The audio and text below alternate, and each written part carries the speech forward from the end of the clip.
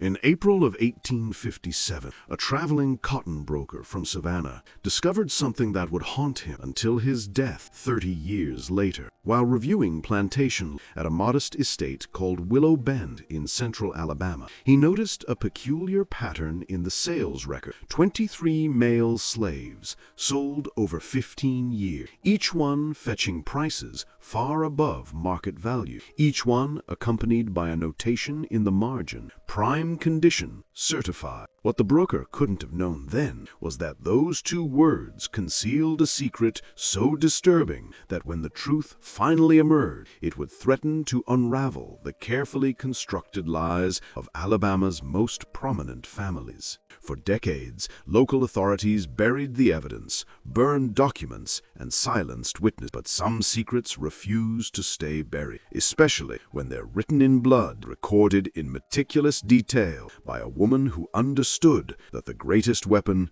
isn't violence, it's truth. Before we continue with the story of Abigail Hawthorne, the plantation that became a tomb for both bodies and reputation, I need to ask you something. If you're listening from Alabama or anywhere in the South, leave a comment telling us what state or city you're from. And if this introduction has already sent chills down your spine, hit that subscribe button, because what you're about to hear will make you question everything you thought you knew about the antebellum South. What the Savannah broker witnessed that spring afternoon was merely the surface of something far deeper, a calculated operation that had been running smoothly since 1841. Willow Bend Plantation occupied 370 acres of Alabama clay soil, nestled between the Flint River and the county road that connected Brooksville to Montgomery. It wasn't among the grand estates that defined Southern aristocracy. No white-columned mansion, no sprawling gardens, no reputation for lavish parties. Instead, Willow Bend was known for its efficiency. The main house was a modest two-story structure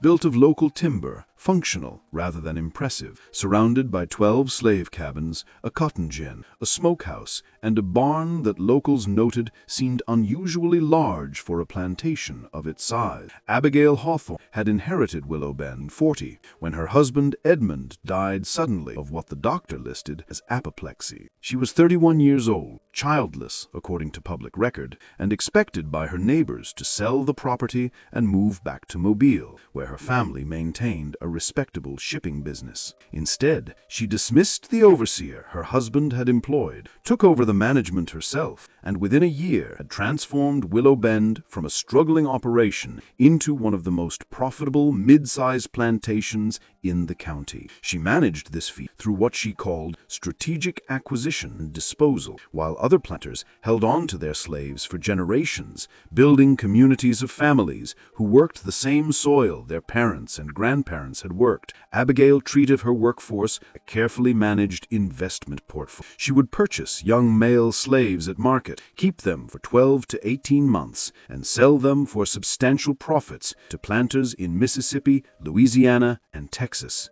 states where the expanding cotton frontier created endless demand for labor. The women at Willow Bend, never more than 6 or 7 at a time, stayed permanently. They worked the kitchen, the vegetable garden, and the house itself. They were older, past childbearing age, chosen specifically for their inability to reproduce. Abigail had no interest in raising slave children, no patience for the complications of family. She wanted efficiency, profit, and something else, something her neighbors wouldn't understand until it was far too late. By 1845, Abigail had developed a reputation as a shrewd businesswoman. Male planters who initially refused to negotiate with a woman found themselves reluctantly impressed by her knowledge of cotton yields, soil management, and market prices. She never socialized, never attended church, never participated in the social rituals that defined Southern womanhood. When pressed about her unwomanly behavior, she would smile, a tight,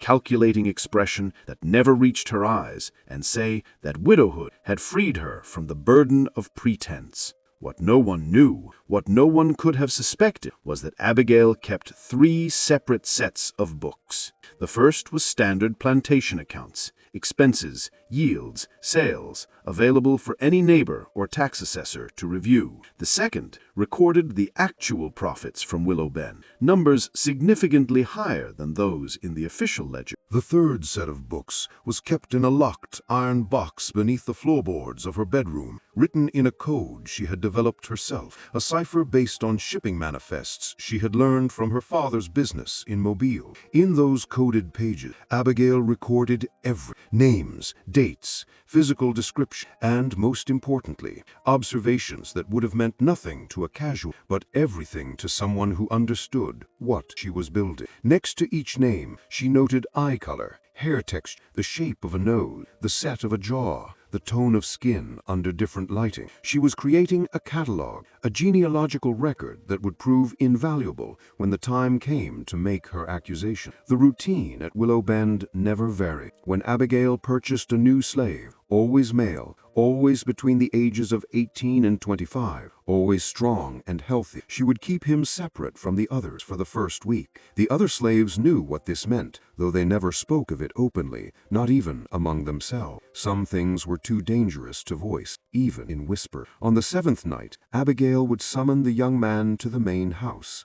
What happened during those hours remained behind locked doors, but the slaves who worked in the house noticed certain things. They noticed that Abigail always bathed beforehand, that she wore a specific dress, plain gray cotton, nothing decorative, that she kept a lamp burning in her bedroom until well past midnight. They noticed that the young men who emerged the next morning walked differently, their eyes cast down, their shoulders curved inward as if trying to make themselves smaller. And they noticed that Abigail the following day would spend hours in her study with the iron box open beside her, writing in her private ledger with the concentration of a clerk recording legal testimony. The first disappearance occurred in the autumn of 1843, though it would be years before anyone connected it to Willow Bend. A slave named Josiah, sold to a cotton planter in Mississippi for the remarkable sum of $1,800, never arrived at his destination. The buyer sent an angry letter to Abigail, demanding either the slave or a refund. Abigail responded with copies of the bill of sale, a signed receipt from the driver who had transported Josiah, and a polite expression of concern. The matter was dropped. Slaves ran away. Everyone knew that. Perhaps Josiah had seized his chance for freedom during the journey west. 6 months later, another man sold by Abigail, this one named Ezekiel, purchased by a planter in Louisiana, similarly vanished between Alabama and his destination. Again, Abigail produced impeccable documentation. Again, the buyer grudgingly accepted the loss. The odds of 2 slaves from the same small plantation successfully escaping seemed unlikely, but not impossible. By 1847, 5 men sold by Willow Bend had disappeared without a trace. The pattern should have raised alarm, but it didn't. The buyers were scattered across 3 states. Communication between planters was sporadic, and Abigail's reputation for honest dealing remained untarnished. She always provided documentation, always expressed appropriate concern, always suggested that the men had likely fled at the first opportunity. In a system built on the premise that enslaved people constantly sought freedom, her explanation was not just believable, it was expected. What no one knew was that none of those men had ever left Alabama. Their bodies lay in unmarked graves on Willow Bend land, buried in a section of the property where the soil was rocky and unsuitable for cotton, where Abigail had told her field hand never to plow because she intended to plant an orchard there someday. The orchard never materialized, but the section of land remained undisturbed, slowly filling with the dead. The killings followed a pattern as precise as everything else Abigail did. After completing her ritual with each young man, after recording her observations in the coded ledger, she would wait. She would treat the man well during his remaining months at Willow Bend, ensuring he gained weight and muscle, making him more valuable at market. She would have him examined by a doctor who would certify him as being in prime physical condition. She would arrange the sale, always to a buyer at least 300 miles away, always through intermediary who handled the transportation. And then, 3 days before the scheduled departure, she would summon him to the barn after dark. The barn that neighbors noted was unusually large. The barn where Abigail kept not just equipment and hay, but a small room at the back, accessible only through a door she kept locked. In that room, she would offer him a drink, "Whiskey," he said, "a rare treat before the long journey ahead." The whiskey was laced with laudanum, enough to make him drowsy, but not enough to render him unconscious. She needed him aware for what came next. She needed him to understand. Abigail would show him the ledger. She would explain in calm and measured tones exactly what she had documented. She would tell him about the physical characteristics she had noted, the ones that matched men he had never met, men whose names meant nothing to him. And then she would explain what she planned to do with that information, how she intended to use it to destroy family, to expose hypocrisy, to bring down the very structure of Southern society. She would watch his face as comprehension dawned, as he understood that he had been chosen not for his strength or his youth, but because he possessed certain features that Abigail had been features that marked him as valuable not for labor, but for evidence. And then, as the laudanum pulled him deeper into stupor, she would call for the only person at Willow Bend who knew the full extent of her plan, the only person she trusted with her secrets, the only person who shared her hatred for the system that had created places like Willow Bend. Her son would emerge from the shadows of the barn, and together they would complete the work they had begun years ago. Benjamin Hawthorne was not supposed to exist. According to every public record, every census document, every church registry, Abigail and Edmund Hawthorne had remained childless throughout their 12-year marriage. This was true. What the records didn't show was that Abigail had given birth to a son in 1829, 7 years before her marriage, when she was 20 years old and unmarried, a scandal that would have destroyed her family's reputation in Mobile's tight-knit merchant society.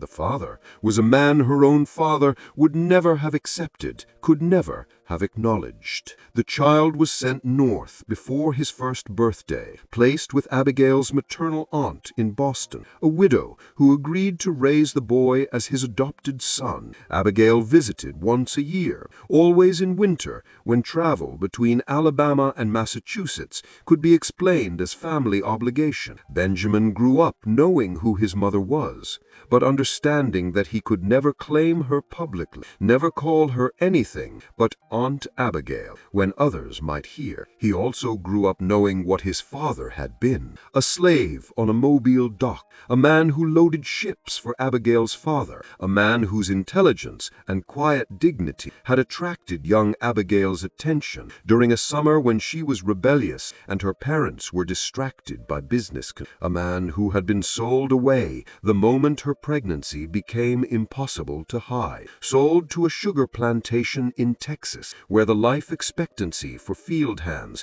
was measured in years, not decades. Abigail never saw him again. She learned through careful inquiry years later that he had died in 1835, worked to death in cane fields, his body dumped in an unmarked grave like refuse. That knowledge had crystallized something inside her, transformed her grief and rage into something colder and more dangerous, a plan that would take decades to execute, but would burn down everything the men who had destroyed her life held sacred. Benjamin returned to Alabama in 1841, 1 year after Edmund Hawthorne's death. He arrived not as Abigail's son, but as Benjamin Voss, a traveling merchant specializing in farm equipment, a respectable businessman from Boston with legitimate credentials and an excellent reputation. He stayed at boarding houses in Brooksville and Montgomery, made regular business trips through central Alabama,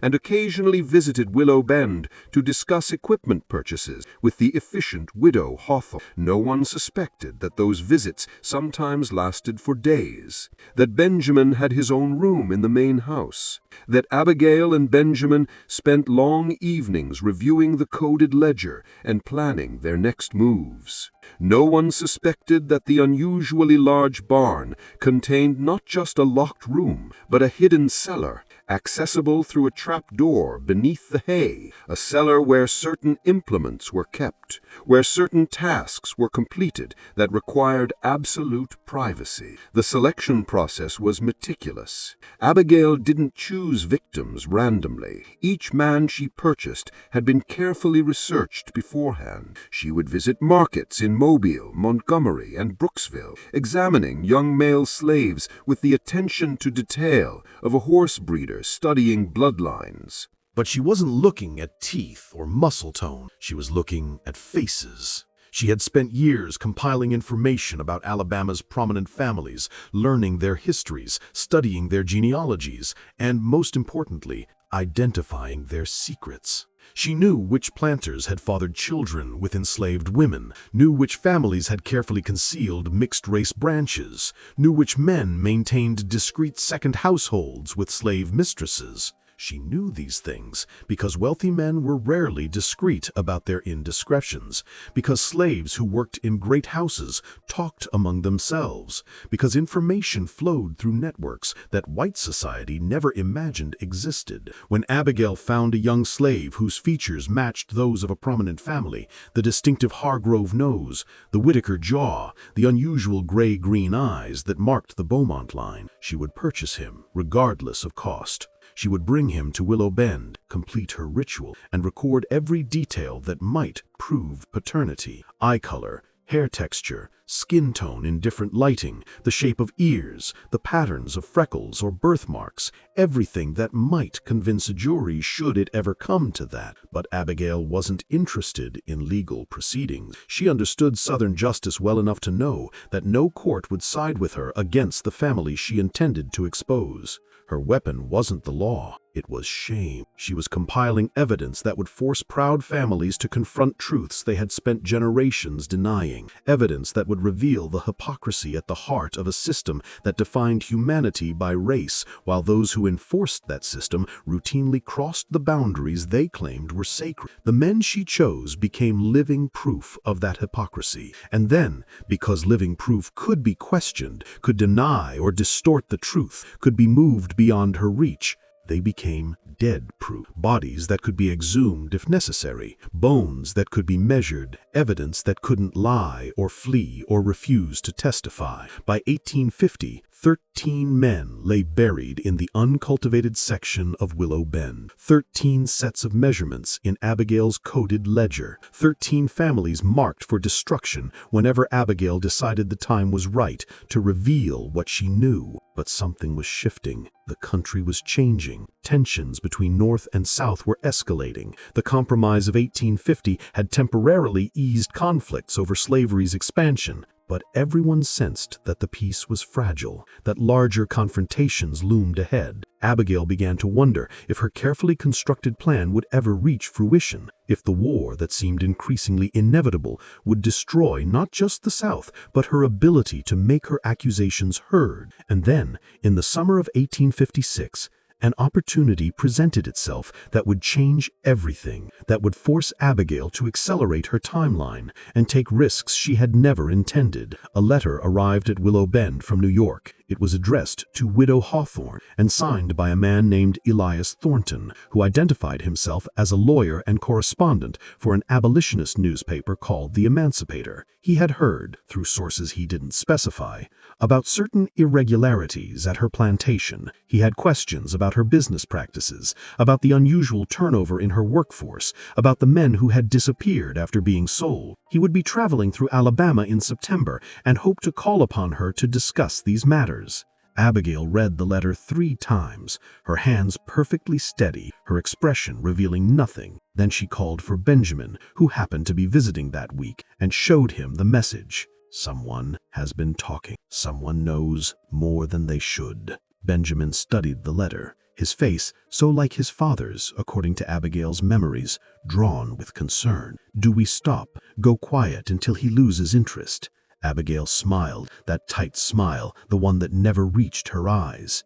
No, she said, we invite him to visit. We show him exactly what he expects to see, a successful plantation operated by a competent widow, and then we determine who sent him and what they actually know. What Abigail didn't yet realize was that Elias Thornton's letter wasn't the beginning of her problems. It was the harbinger of something far more dangerous, a convergence of circumstances that would force all her secrets into the light far sooner than she had ever planned. If you're still listening, if this story has gripped you with its dark revelations, do something for me right now. Hit that like button and leave a comment with your theory. Do you think Abigail's plan is justice or madness? Fighting a corrupt system or becoming as monstrous as the institution she hated? Share your thoughts below and make sure you're subscribed, because this story is about to take turns you won't see coming. Let's find out what happened when the lawyer from New York arrived at Willow Bend. The letter had come through channels that should have been secure. Someone in Abigail's network, the network of information that flowed between slaves, between households, between plantations, had betrayed her. Someone had carried stories north, had whispered about Willow Bend to abolitionists who were always hungry for evidence of Southern cruelty. Elias Thornton arrived at Willow Bend on September 15,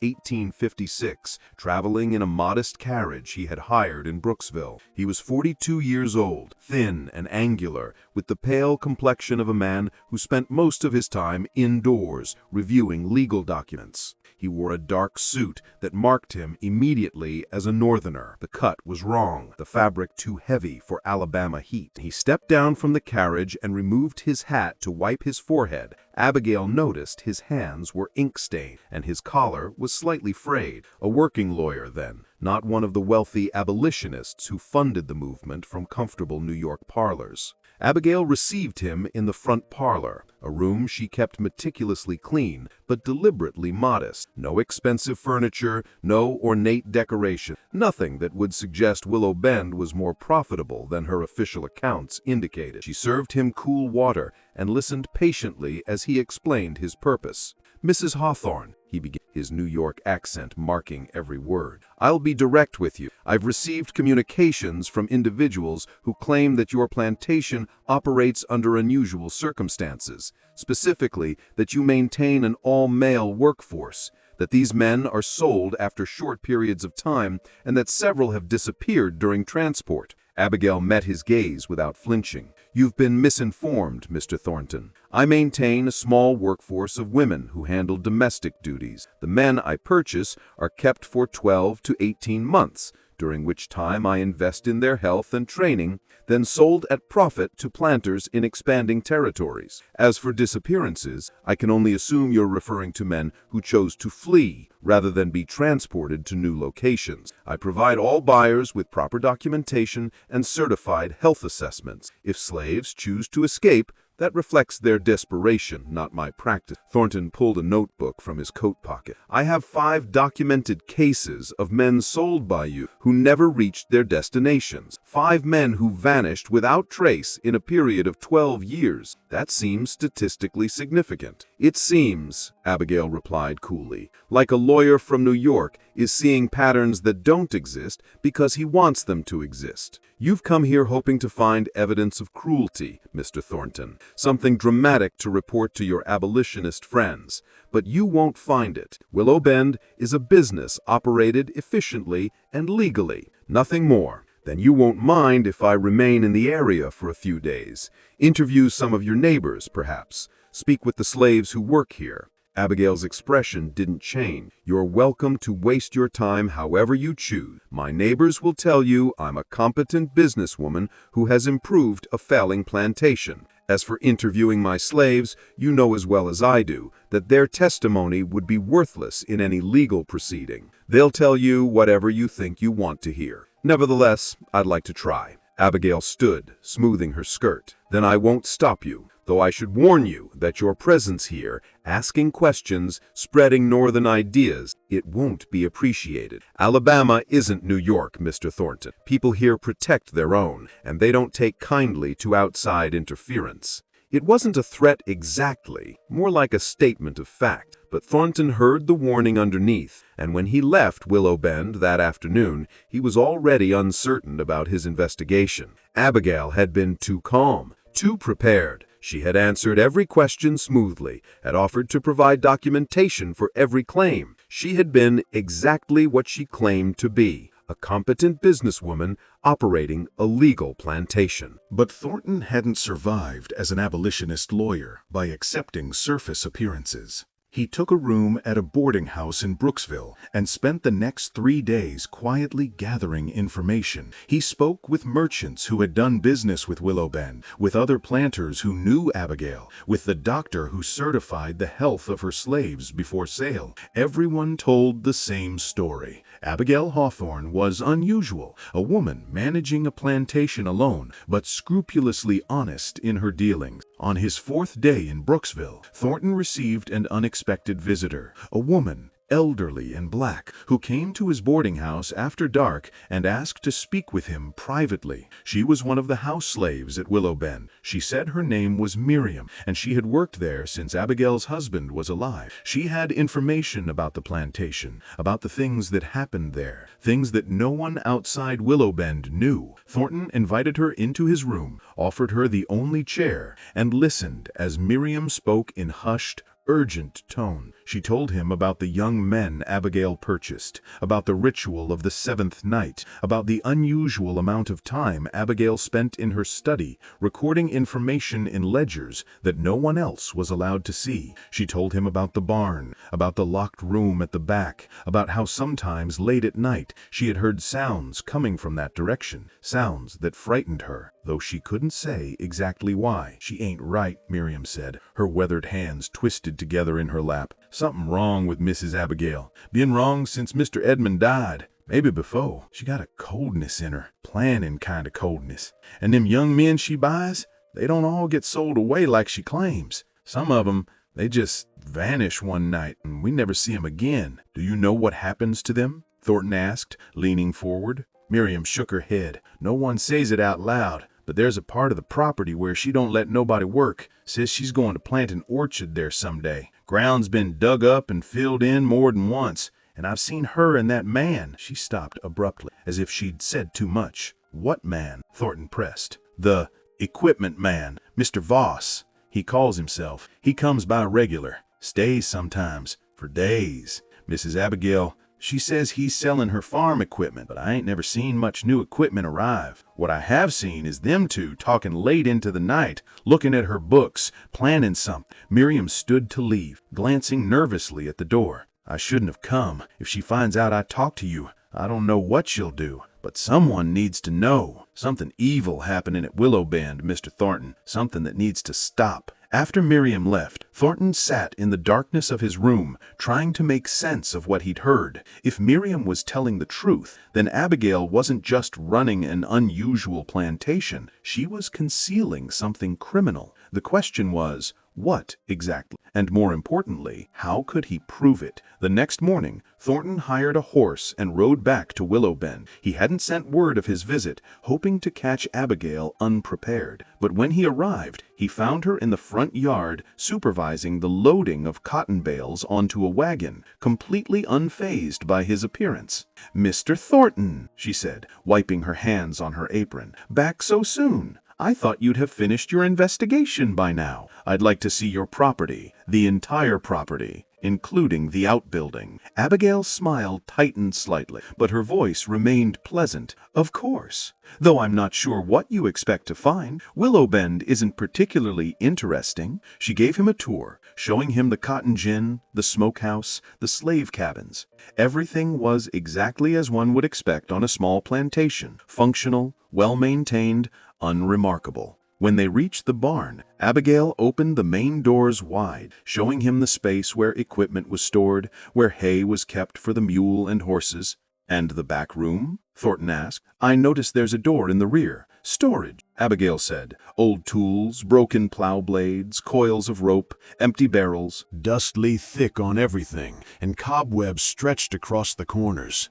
It looked like a space that hadn't been used in years. Thornton walked through it slowly, examining everything, looking for something that might confirm Miriam's suspicions. But there was nothing. No evidence of violence, no signs of recent activity, nothing that suggested this room was anything other than forgotten storage. "Satisfied?" Abigail asked from the doorway. Thornton turned to face her, frustrated and uncertain. Everything Miriam had told him seemed plausible, but he had no proof, nothing concrete he could take to authorities or publish in the Emancipator. Without evidence, he was just another abolitionist making wild accusations about Southern planters. For now, he said. But as they walked back toward the main house, Thornton noticed something odd. The ground near the barn was uneven in places, subtle depressions and rises that suggested the earth had been disturbed at some point. He remembered Miriam's comment about digging and filling. He glanced toward the area she had mentioned, the section where Abigail claimed she would plant an orchard someday. From a distance, it looked like ordinary uncultivated land, rocky and unsuitable for cotton, but there was something about the way the vegetation grew there, patterns that didn't quite match the surrounding areas. "That section there," he said, pointing. "Why haven't you developed it?" "Poor soil," Abigail replied immediately. "Too rocky for cotton, and I haven't had time to prepare it properly for an orchard. It's on my list of future improvements." Thornton studied the land, trying to determine if his suspicions were justified or if he was seeing patterns where none existed. Finally, he thanked Abigail for her time and rode back to Brooksville, more uncertain than ever about what was happening at Willow Bend. What he didn't know, what he couldn't have known, was that the room he had just searched was exactly what Abigail wanted him to see, a carefully prepared false front. The real room, the one where the work was done, lay beneath it. The trap door was concealed under those empty barrels, covered with a layer of dirt and straw, invisible unless you knew exactly where to look. And the implements Miriam had heard being used late at night were safely locked in the cellar below, along with 13 carefully labeled wooden boxes that contained detailed records of every man buried in that rocky field. Elias Thornton spent another week in Alabama, interviewing anyone who would talk to him, searching for evidence that would support Miriam's claims. But everywhere he turned, he found the same story. Abigail Hawthorne was an unusual woman, certainly, but there was no proof of wrongdoing. The sales were properly documented. The buyers confirmed receiving their money's worth, at least for the slaves who actually arrived. The disappearances, while suspicious, could be explained by escape attempts. Miriam's testimony, coming from an enslaved woman with no physical evidence to support her claims, would be worthless in any legal proceeding. Frustrated, Thornton finally returned to New York in early October. He wrote a brief article for the Emancipator describing Willow Bend and his suspicions, but without concrete evidence, even his abolitionist allies were reluctant to pursue the matter.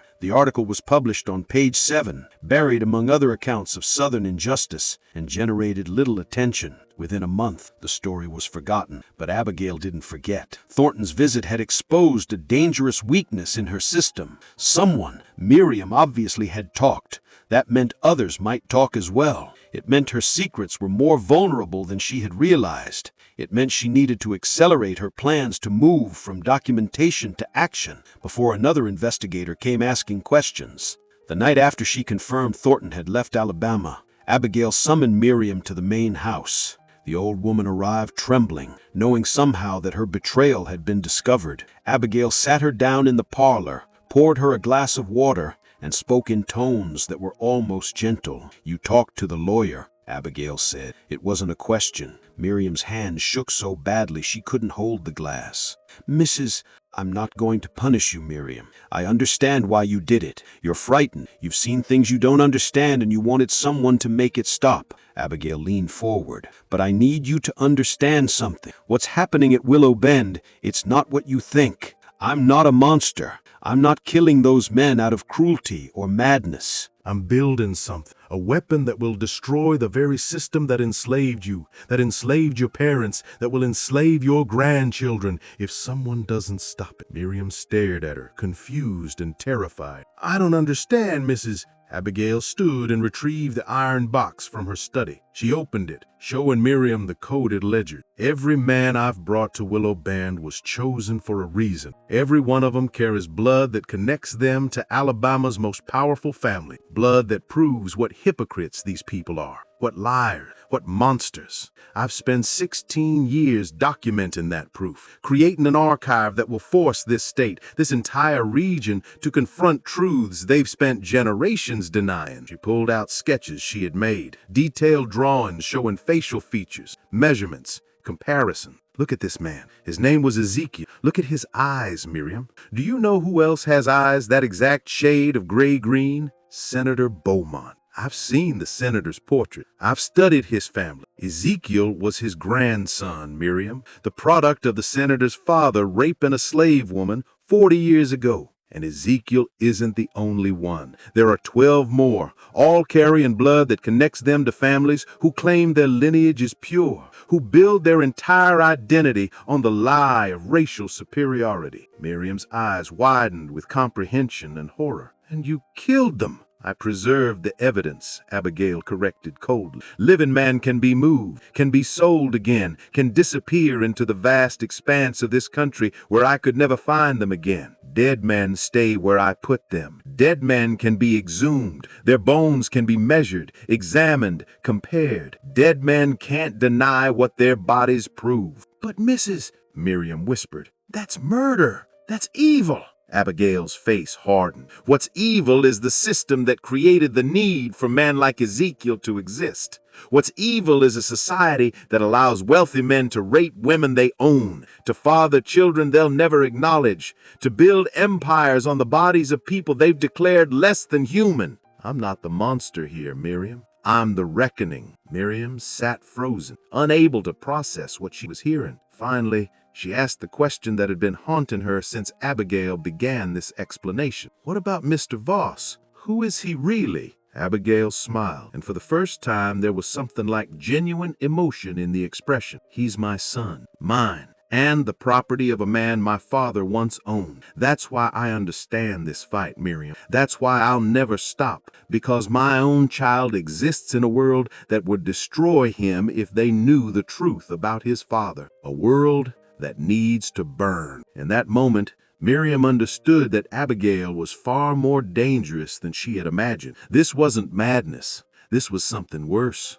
A calculated, multi-decade campaign of revenge that had already claimed 13 lives and showed no signs of stopping. What are you going to do with all this? Miriam asked quietly. When soon, Abigail said. The country's moving toward war. Everyone can feel it. And when that war comes, when the South is weakened and vulnerable, I'll release everything, every name, every connection, every piece of evidence. I'll mail copies to newspapers in the North and the South, to government officials, to churches. I'll make sure the entire nation knows what hypocrites built this system, what lies sustain it, and I'll do it in a way that can't be ignored or suppressed because the evidence will be irrefutable. She closed the iron box and locked it again. But I need your silence, Miriam. I need you to understand that if you talk again, if you bring anyone else here asking questions, you won't just be endangering me. You'll be destroying the only chance we have to make these people pay for what they've done. Do you understand? Miriam nodded slowly, though inside she felt like she was drowning. She understood, but understanding didn't make it right. 13 men were dead. 13 men who, regardless of whose blood they carried, had been murdered to serve Abigail's vision of justice. There had to be another way, Miriam thought. There had to be a path that didn't require killing. But she also knew that in 1856 Alabama, no court would accept slave testimony against white families. No newspaper would publish accusations from an enslaved woman. No legal mechanism existed that would allow the truth Abigail had documented to be heard in a system built on injustice. Abigail had concluded that only injustice could bring it down. Miriam left the main house that night, carrying a burden she had never asked for. The knowledge of what Willowbend truly was, and the terrible understanding that she was now complicit in whatever came next. Over the following months, Abigail moved forward with renewed urgency. She purchased 3 more young men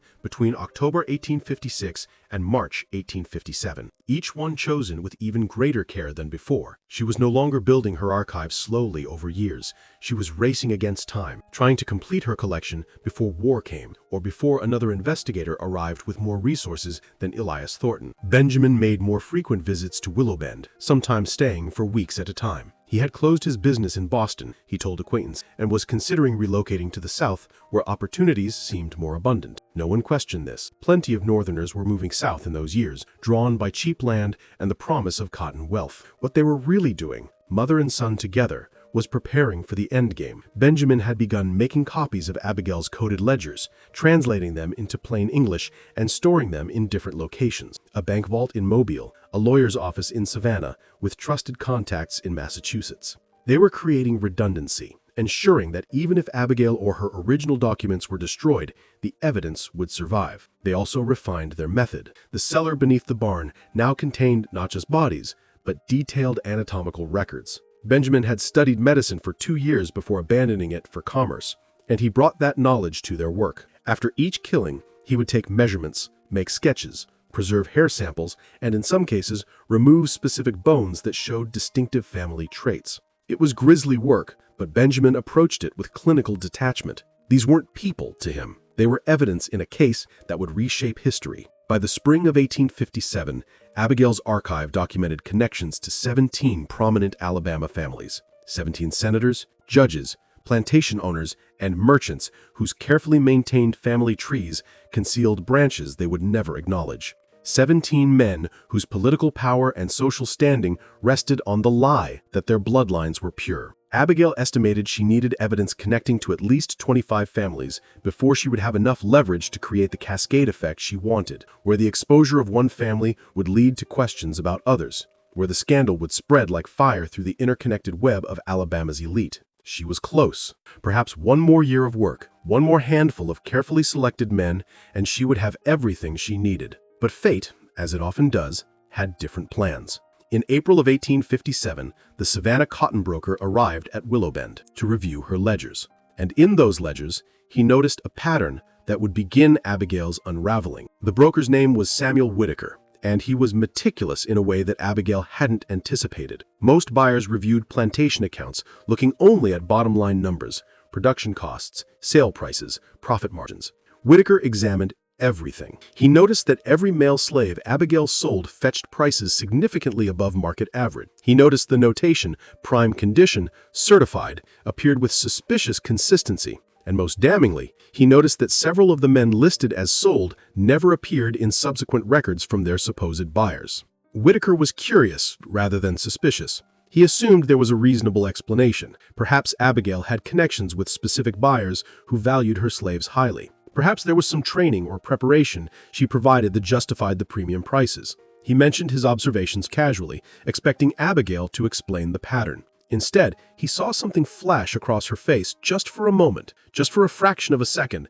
that made his professional instincts prickle with alarm. It was fear, carefully concealed, instantly suppressed, but unmistakable. Abigail Hawthorne was afraid of what he had noticed. Whitaker left Willow Bend that afternoon, planning to make discreet inquiries. If something irregular was happening, if Abigail was somehow manipulating her records or engaging in fraud, he had a professional obligation to investigate. More importantly, he had relationships with several of the planters listed as buyers in her ledgers. He could verify whether the slaves had actually been received, whether the transactions were legitimate. Abigail watched his carriage disappear down the road and immediately sent word to Benjamin in Brooksville. They met that night in the main house, and for the first time in 16 years, Abigail felt genuine panic. "He's going to check," she said, pacing the study. "He's going to contact the buyers and discover the men never arrived, and then he's going to come back with authorities, or he's going to spread word and everything will unravel before we're ready." Benjamin stood by the window, his face reflecting in the dark glass. "We stop now," he said quietly. We take what we have, 17 families, enough to cause significant damage, and we release it. Mail the copies tomorrow. Send them everywhere we plan. It won't be perfect, but it will be enough. It won't, Abigail insisted. 17 isn't enough to create the cascade we need. They'll suppress it. They'll find ways to discredit the evidence, to claim the documents are forgeries, to murder anyone who tries to investigate. We need more. We need enough connections that they can't possibly contain the scandal. Then what do you propose? Abigail stopped pacing. Her hands, which had been trembling moments before, steadied themselves. When she spoke, her voice carried the cold certainty that had guided her through 16 years of patient work. We eliminate the problem. Whitaker has noticed, but he hasn't told anyone yet. He's going to make inquiries first, verify his suspicions before making accusations. That gives us a window. A few days, perhaps a week. Benjamin turned from the window, his expression troubled. You're talking about killing a white man, a respectable businessman from Savannah. That's completely different from what we've been doing. The slaves. No one investigates when slaves disappear. But this, they'll hunt whoever did it. They'll tear this county apart looking for answers. They'll hunt a runaway slave, Abigail said. They'll hunt someone who attacked Whitaker during a robbery. They'll hunt whoever we tell them to hunt. But they won't suspect me. Wealthy white men don't suspect respectable widows of murder. Over the next 2 days, Abigail and Benjamin refined their plan. They learned that Whitaker was staying at the Brooksville Hotel, that he planned to spend the week visiting plantations in the area and meeting with potential clients. He was a creature of habit, Whitaker. He took the same walk every evening after dinner, a constitutional, along the quiet road that led to the river. He walked alone, carrying a small pistol for protection, but generally unconcerned about danger. Brooksville was civilized, he believed, not like the rougher territories where one needed to fear violence. On April 23rd, as the sun set and Whitaker began his evening walk, a figure approached him from behind. The figure wore clothes stolen from Abigail's property, the rough work clothes of a field hand. His face was partially obscured by a hat pulled low. He moved with the desperate urgency of someone who had nothing left to lose. What happened next would be reported in the Brooksville newspaper as a tragic robbery. Samuel Whitaker, respected broker from Savannah, was attacked on the river road by what witnesses described as a large male slave, possibly an escapee from a nearby plantation. Whitaker's pistol was fired once, but the shot went wild. He was struck repeatedly with a blunt object, later determined to be a section of wood, possibly a tree branch. His skull was fractured in 3 places. He died within minutes. His money and pocket watch were missing, taken presumably by his attacker. But curiously, his leather satchel, containing business documents, was left at the scene, its contents untouched. This detail struck some as odd. Why would a thief take only money and ignore valuable papers? But in the panic following the murder, the question was overlooked. A massive manhunt was organized. Every plantation within 20 miles was searched for missing slaves. Patrols scoured the countryside for days, convinced the killer must still be in the area. They found nothing. No missing slaves were reported. No witnesses came forward with useful information. The investigation eventually went cold. Another unsolved tragedy in a region where violence was common enough that people eventually stopped asking questions. What no one knew, what no one even suspected, was that the man who killed Samuel Whitaker hadn't fled at all. He had returned to Willowbend, removed the stolen clothes in the cellar beneath the barn, washed away the blood, and resumed his identity as Benjamin Voss, respectable merchant from Boston. By the time the manhunt began, he was sitting in Abigail's parlor, calmly discussing cotton prices with a neighbor who had stopped by to pay his respects to the widow. The murder bought Abigail time, but it also changed something fundamental in their operation. Killing the slaves had been, in Abigail's mind, a necessary evil in service of a greater good. They were casualties in a war against an unjust system, sacrifices that would ultimately free thousands. But Whitaker was different. Whitaker was innocent of the system's original crimes. He was simply a man who had noticed something odd and asked questions. His death wasn't justice. It was simply murder to protect their secret. Benjamin felt it too. In the weeks following Whitaker's death, he became quieter, more withdrawn. He still helped Abigail with her work, still participated in their plans, but something had shifted in him. The absolute certainty that had sustained them for 16 years had developed cracks. Just when we thought the horror at Willowbend couldn't possibly get darker, we discover that Abigail and Benjamin have crossed a line that changes their mission of exposing hypocrisy has become exactly the kind of evil they claim to oppose. If this story is giving you chills, if you're questioning whether justice can ever be achieved through such terrible means, share this video with someone who appreciates dark, historical mysteries. Hit that like button if you want to support content that explores the complicated truths hidden in our past. And make sure you're subscribed so you don't miss the shocking conclusion. Because what happens next will make you question everything you thought you knew about Abigail's plan. The real consequence of Whitaker's murder wasn't legal. Abigail and Benjamin were never suspects. The real consequence was that it forced Abigail to confront an uncomfortable truth. Her crusade against injustice had made her capable of any atrocity if she believed it served her greater purpose. She had become exactly what she hated, someone willing to destroy individual lives to protect a system. In her case, the system of revenge she had built over 16 years. The answer to what really happened at Willow Bend emerged not through investigation or exposure, but through an accident of history. When the Civil War finally came, in 1861, Alabama was convulsed by the conflict. Plantations were abandoned, burned, or seized. Records were destroyed. The social order that had sustained places like Willow Bend for generations collapsed in the span of 4 years. Abigail Hawthorne died in 1863, killed not by justice or exposure, but by pneumonia. She was 54 years old and, according to her neighbors, died peacefully in her sleep. She never released her archive. The war she had hoped would create conditions for her revelation instead consumed everything. Her carefully documented evidence remained locked in the iron box beneath her floorboards, coded and inaccessible. Benjamin disappeared sometime in 1864. One day he simply wasn't in Brooksville anymore. Some said he'd returned north, others that he'd been killed in one of the random acts of violence that characterized the war's final years. His actual fate remains unknown. The copies of Abigail's ledgers he had stored in various locations were lost in the chaos. The bank in Mobile was burned. The lawyer in Savannah died. The contacts in Massachusetts moved or perished during the war years. Willow Bend itself was abandoned in 1865. With Abigail dead and no clear heir, the property reverted to the state.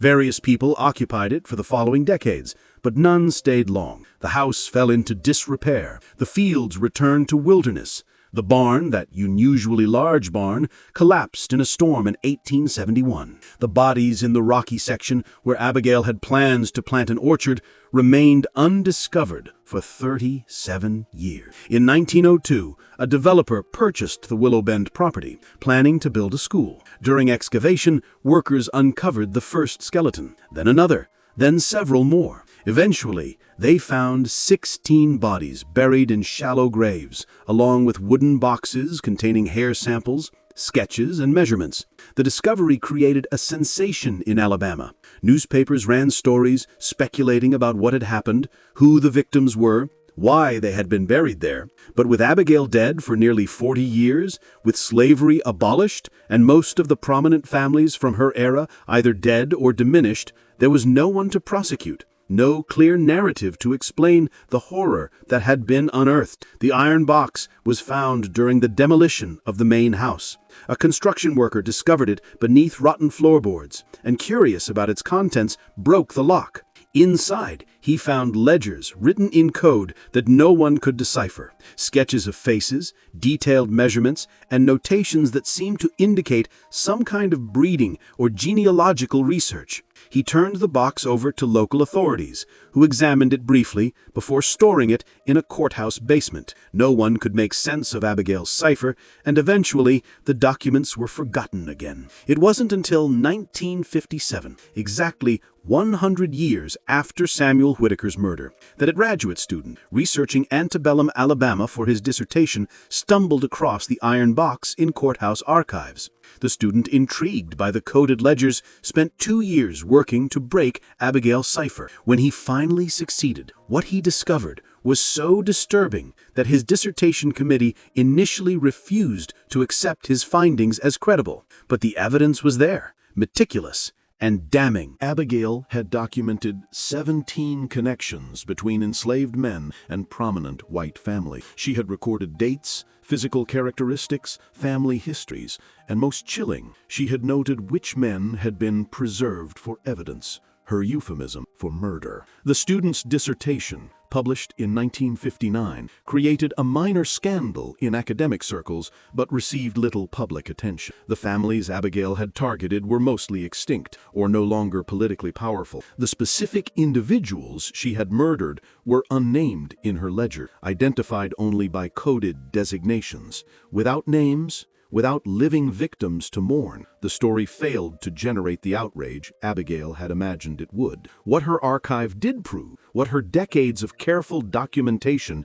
demonstrated beyond doubt, was that the racial boundaries Southern society had claimed were sacred and inviolable were in fact routinely crossed by the very men who defended them most vigorously. The hypocrisy Abigail had devoted her life to exposing was real. Her evidence was irrefutable. But by the time it came to light, the world had changed so much that the revelations no longer had the power to shock. The question that haunted researchers for decades afterward wasn't whether Abigail's accusations were true. They clearly were. The question was whether her methods could ever be justified. She had murdered at least 16 people, possibly more. She had manipulated, lied, and calculated every move with cold precision. She had claimed to fight injustice while perpetrating monstrous injustices of her own. Some scholars argued that Abigail was a product of her time, that the system she fought was so thoroughly evil that extreme measures were the only option available. Others contended that murder could never be justified, regardless of motive, that Abigail's crusade had transformed her into exactly the kind of monster she claimed to oppose.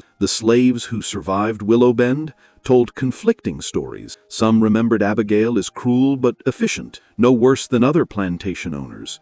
Others, like Miriam, who lived until 1889, spoke of the terror that pervaded the place, the sense that something dark and wrong was always lurking just beneath the everyday routine. Miriam never revealed what Abigail had told her that night in 1856. She took that knowledge to her grave, perhaps understanding that some secrets were too dangerous to speak aloud, even in freedom. The most unsettling aspect of the Willow Bend story is how close Abigail came to succeeding. If the Civil War hadn't disrupted everything, if she had lived another 5 years, if Whitaker hadn't noticed the pattern in her ledgers, she might have released her archive under conditions where it could have caused the devastation she imagined. She might have forced Alabama's elite to confront the lies that sustained their power. She might have used truth as a weapon in ways that would have reshaped Southern society. But history doesn't reward patience, and justice doesn't always arrive when we summon it.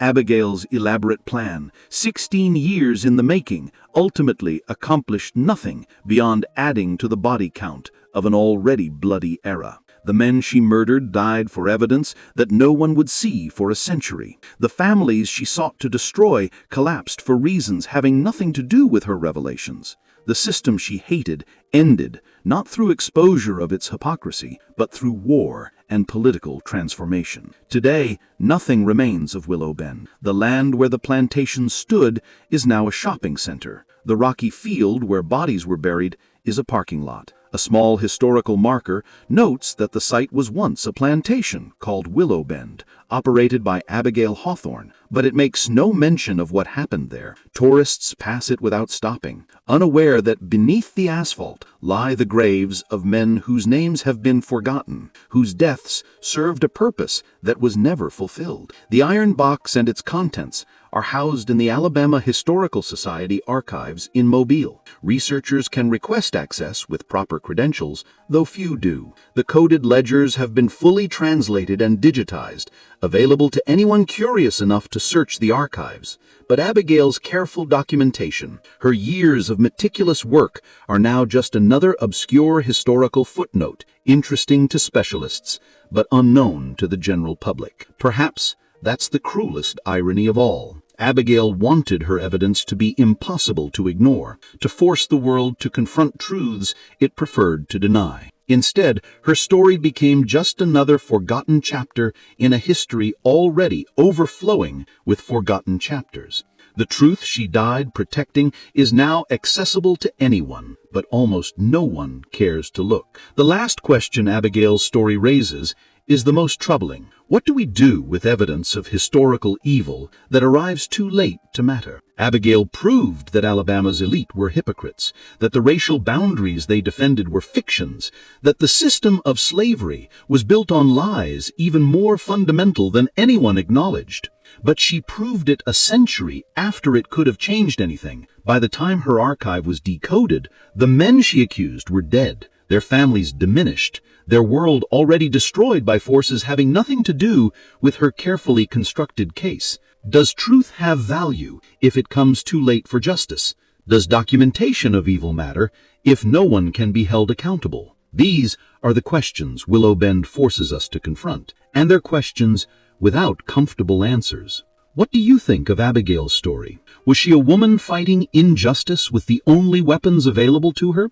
Or did she become as monstrous as the system she hated? Could her murders ever be justified by the greater good she claimed to serve? Or does the fact that her plan ultimately failed prove that violence in service of justice always corrupts the cause it claims to advance? Leave your comments below and share your thoughts. If you found this story as disturbing and thought-provoking as I did, subscribe to this channel and hit that notification bell. We explore the darkest corners of American history, the stories that make us uncomfortable, the truths that challenge our assumptions about the past. And if you want to discuss this story further, share it with friends who appreciate complex moral questions and historical mysteries. Thanks for listening. See you in the next video.